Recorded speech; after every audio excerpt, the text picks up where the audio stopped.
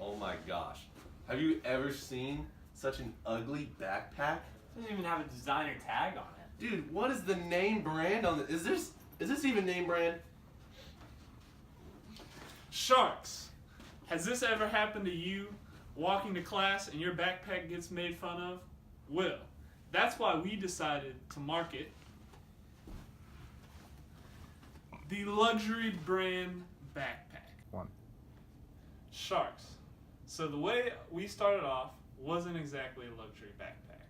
When we first started our company, we thought that we were going to market to school children, university students, and eco-friendly consumers. When we got our net profit back, what we found is we had the worst net profit out of all the groups. We'll be the first to admit that. We're young entrepreneurs, we make mistakes. What happened was, when we targeted all three of those segments, what really came up was commuters were the ones that were buying the backpack most heavily. So, we thought, what could we do? We definitely shouldn't target those three separate segments. We need to focus on one strategy to acquire this one customer. Sharks, after the first few turns, we didn't really know where we were going. We had the largest units sold and the second largest target market share, but we really weren't breaking even. We were losing money. We didn't know what the design of our backpack was really going at. We were kind of splitting two different markets between outdoors and commuters, and so we decided to fiddle with the backpack. We were trying to increase the price, decrease the price. We were changing some of the looks of the backpack, and just none of it was working. Sharks. After the first couple rounds and seeing that our company was dead last in net profit, I came to my business partners and I told them, I see a need in the market. A need that is not being targeted by any other of our competitors. That is the luxury market segment. Once we decided to market towards the luxury market segment, we switched our backpack to a round top with basic straps, added a designer tag, a solar panel, and luxury material. Our cost of good per backpack was $51. We set a price at $128, which gave us margins of $77 per backpack.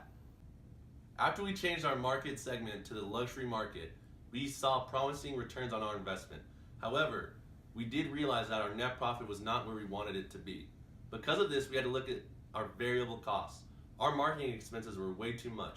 We were marketing on the radio, through the posters and billboards. Because of that, we were not reaching our potential when it came to the market.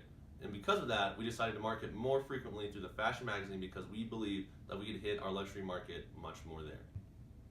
Sharks. From here, we only went up. Eventually, we broke even through net revenue, and we started making an actual profit. Once we started making a profit, we realized that the fashion channel wasn't the only place to advertise. We decided to advertise on billboards, social media, and eventually we even started advertising on TV.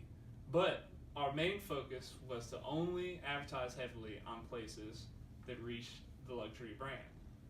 Through this, profit kept increasing, but also the biggest thing is that our market share for the luxury brand increased by a ton. So, by the end of our rounds, we were at 92% in the luxury market, and that was by far the most out of all our competitors.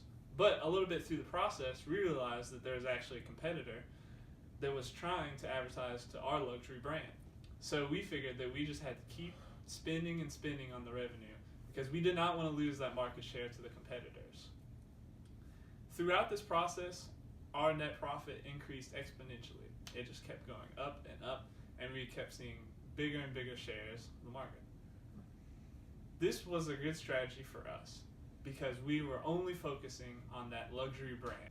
We focused on having a consistent message of our brand, but we also decided to raise our price. That way we would have better margins and make more profit. This didn't hurt us at all. It eventually ended up working out as well. We made even more profit.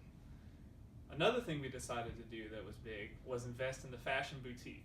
We noticed that the fashion boutique was the #1 source of revenue for our brand because of luxury consumers. So we decided to make an investment which would hopefully increase the revenue we would make through the fashion boutique. And that ended up working out as we made more net profit again. So as you can see, our profits were increasing, but there was another company trying to undercut our prices. We decided that we were going to keep doing what we were doing, maybe increase marketing a little bit, but not change our overall strategy. And as you can also see, we had a rocky start, but it ended up in the long run that we became one of the most profitable companies out of them all. Sharks, because of all of this, we are seeking a $300,000 investment for 10% equity in our company. Would you like to invest today?